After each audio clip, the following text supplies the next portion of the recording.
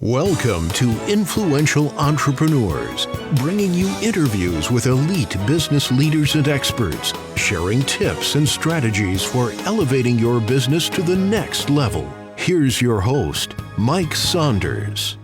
Hello and welcome to this episode of Influential Entrepreneurs. This is Mike Saunders, the Authority Positioning Coach. Today we have back with us Jeremy Lach, who's the president of Empire Marketing Partners, and we'll be talking about how annuity producers can go from a recognized retirement expert. Jeremy, welcome back to the program. Always great to be here, Mike. Thank you. It's interesting that I think that a lot of times, you think about like an actor or an actress that gets typecast. Oh, they're just the love, the rom-com, or they're just an action. And then one day you see them like breaking out into something opposite. And it's probably because their agent was saying, we don't want you to be only thought about as this. Well, I'm sure in the industry, you have seen producers, financial professionals that just produce and sell and provide annuities. But then when they start talking to their clients about more detailed, holistic, hey, we need to talk about a holistic retirement plan, or we need to bring in some legal experts and tax, they start going, well, hold on, I thought you just did my little, and there's a little breakdown. So I want to really dive into this because I think this is a powerful topic. What are you finding when you're working with your advisors? What do you find that separates kind of like the plain Jane vanilla commodity annuity sellers to a true retirement income specialist?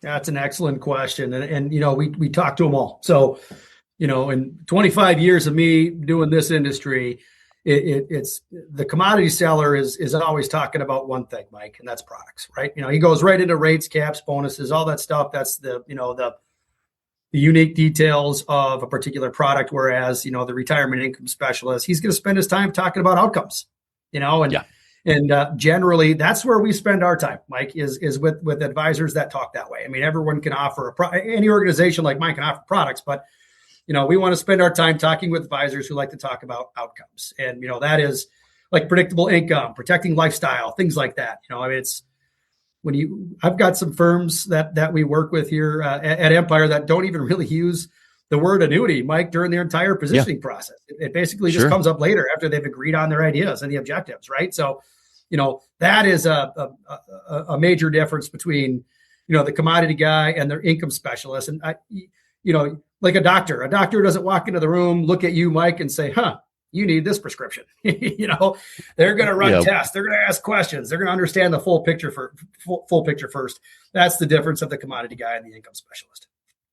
Well, it's interesting that you said what you said there, because it makes me think of a concept and a book I've read, and it's all reiterating what you just said. But it's like you want to sell the futures, not the features, right? Because if all you're doing is talk about in the weeds of look at this annuity, look at this product, but you're not really talking about the big picture. You want to talk about the transformation someone will have. The peace of mind in retirement, to know that you're protecting their income. You can never lose money. You've got cash flow. There's no gap, all of those things.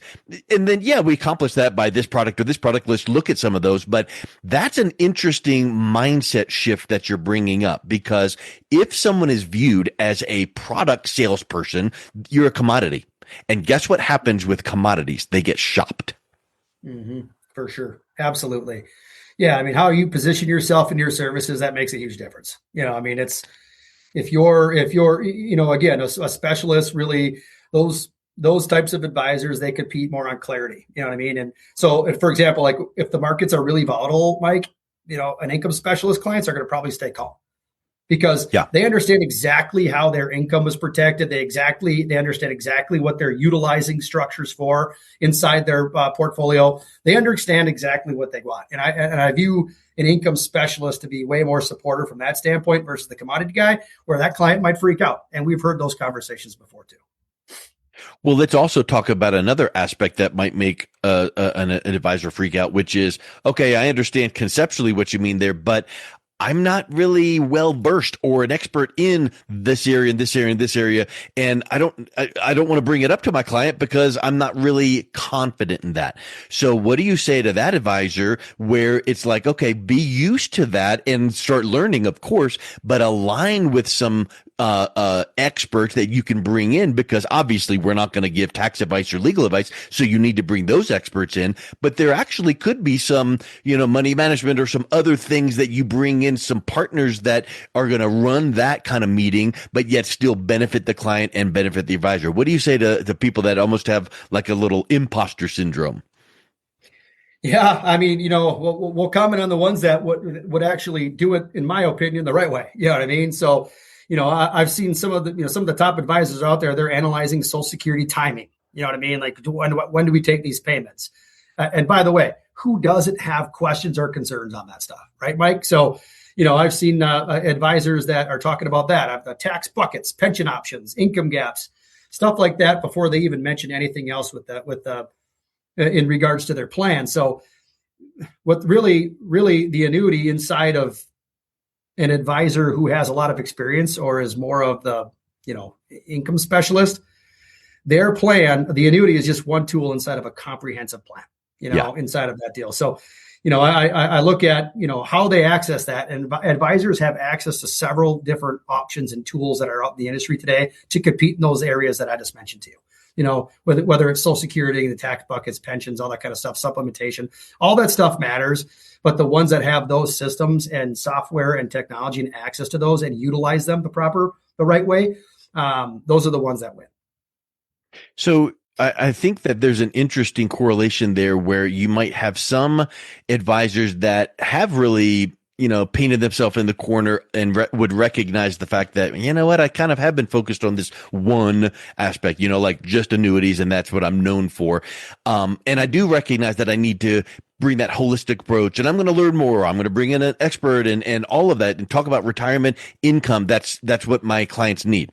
But what do you say to them about going, how do I really establish myself as that authority, trustworthy, credible person, rather than just bringing it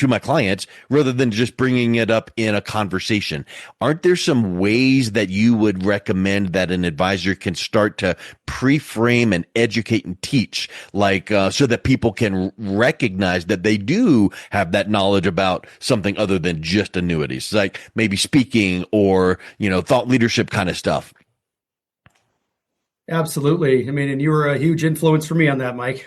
Positioning yourself with authority makes a huge difference. And, ultimately, yep. When I talk to advisors, and especially if they're doing educational workshops, let's just use that as an example, Mike. An advisor is doing educational workshops. If you're showing up and you're going to, and really, and how we help advisors do that to where, they're showing up and they're just basically going to provide information, right? And education.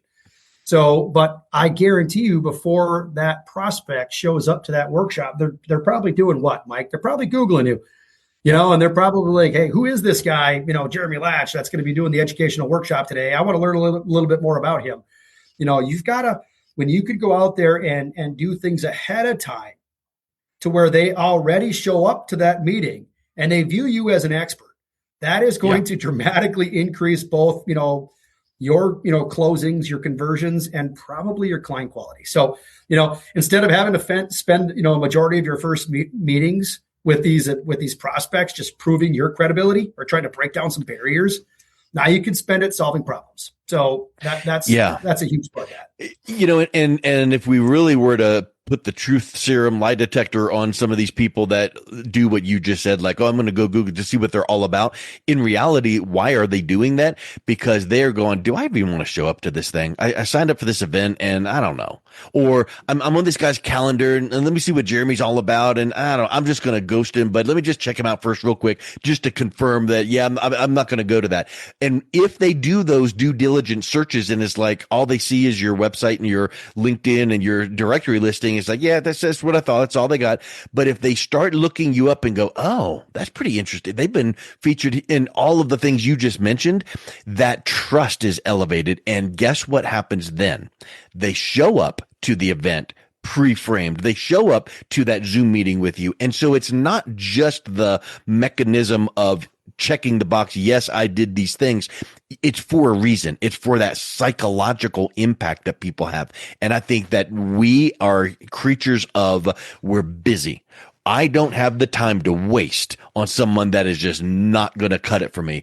And I feel like too many times we all are like, look, I just want to narrow it to the people that are on top. I might have to pay extra or whatnot. But in reality, in the financial services world, it's not even a matter of paying extra because, advisors get paid by the carriers. So it's really just, do I trust this person? That's pretty big. And you're not going to scale past a certain level if you don't have that going for you. Mike, that is exactly it. It's all about the trust, right? And if that's established before you've even shaken hands with that prospect, those decisions are going to happen faster with, far less resistance, right? You know what I mean? So we don't want to compete. How do you get yourself away from the competitor? And that's establish that trust before you even shake hands. You almost want them thinking in their mind, wow, I kind of hope that they'll accept me. They'll take me, from the perspective of that versus, oh, I'm just going to go to this sales pitch. I'm going to have my guard up and I'm going to answer one-word responses. Well, that doesn't happen when you have been pre-framed and that trust and credibility is there.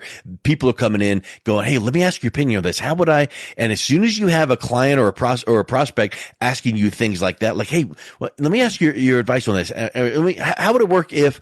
And now they're on the same side of the table as you. And how is that kind of line of questioning happening? It's because you're trustworthy. So let's flip the script here and talk about some mistakes. What are mistakes advisors making that you see when they try to grow without strengthening brand credibility? Well, my first thought there is stop wasting money on getting more without fixing the issue of branding first, right? So, advisors, where they fail is they start to increase all of their marketing money, their spending without really clarifying their message or their brand. And I've got advisors that I've had conversations with who just say, hey, I'm going to double my mailers and I'm going to double my business. But guess what? You still sound generic, and guess what generic messaging does? It produces inconsistent results, right? So stop wasting your money on trying to get more without fixing the issues. So if your message isn't clear and different, spending more money is only going to increase the confusion to your prospects, in my opinion.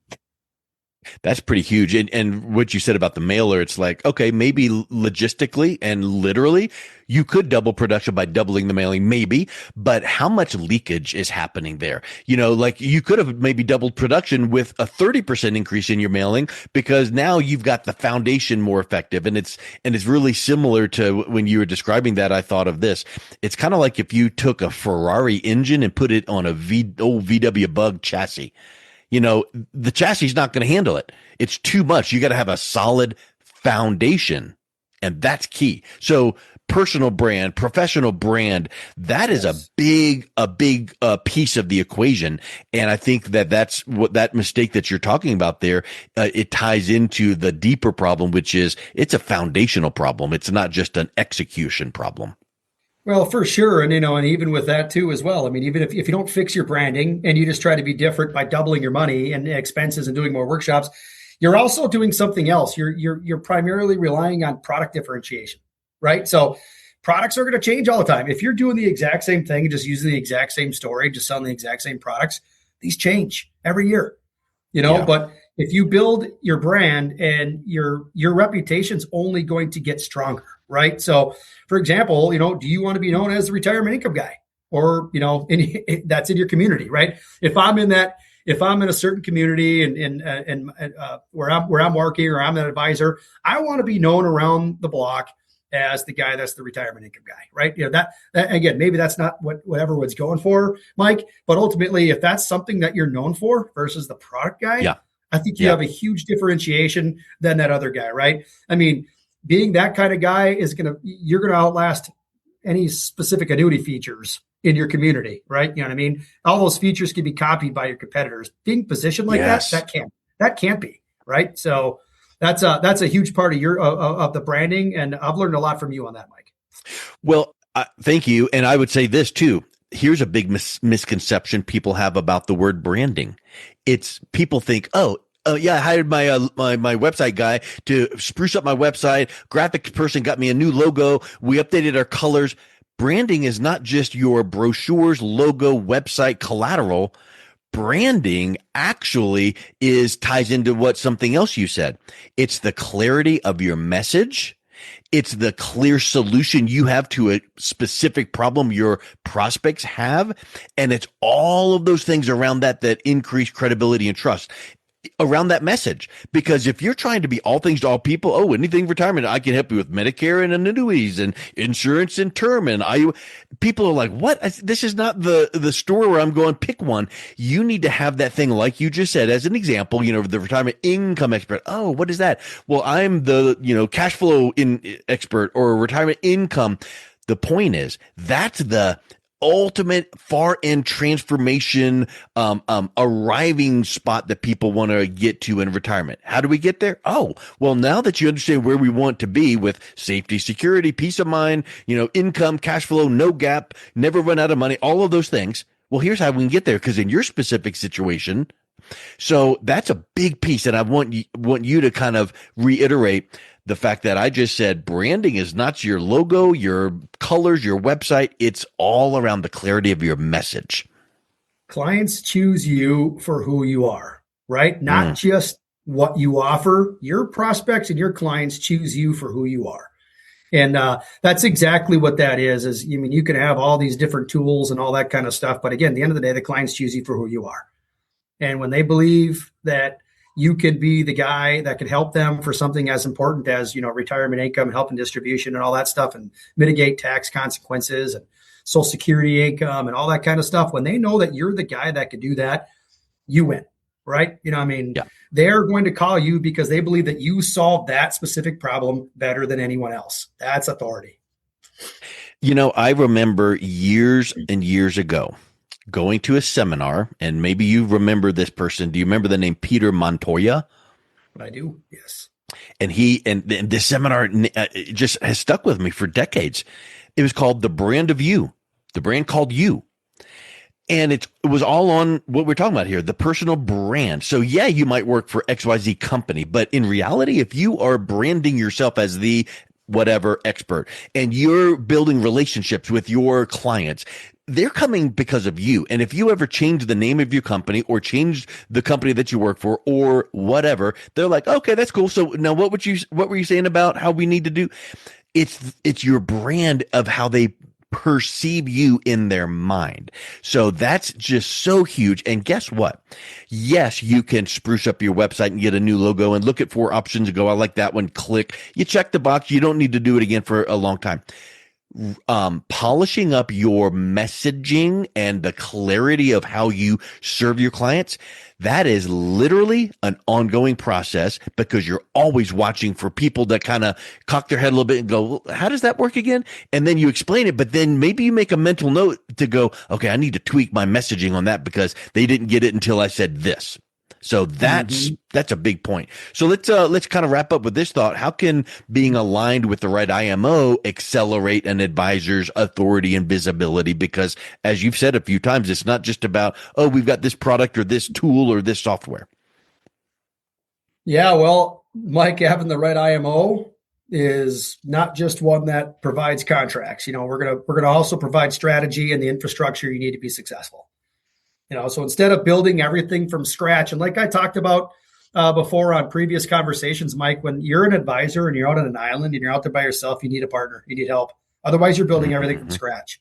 So, and if you got to build everything from scratch, you don't have a partner. Your IMO should help you roll out co-branded retirement income campaigns. And all that stuff is pretty easy after a pretty basic interview with an individual trying to figure out what they're looking for and what they're trying to accomplish, right? Yep. We want to help you design materials and, build that clear message around your brand. That is a huge part of being aligned with the right organization. If you don't feel that or you don't have that, again, like I've always said, maybe it's time to question those situations now. Maybe you don't have the right partner. I've always kind of, jokingly tongue in cheek been like, if all you're getting is a spruced up PowerPoint presentation and going, go give this to your local, whatever, that's not marketing help. I mean, that's old. That's 90s version. So you need something that is cutting edge, something that is really going to help, amplify your message, increase that trust and credibility. That's really, really huge. And guess what that does? That helps take that annuity producer only, air quotes, to being that recognized retirement expert, just like what you've been talking about. So with that thought in mind, if someone is maybe thinking, hey, maybe Empire might have something that I'm looking for, what's the best way that they can learn a little bit more and then reach out and connect with you?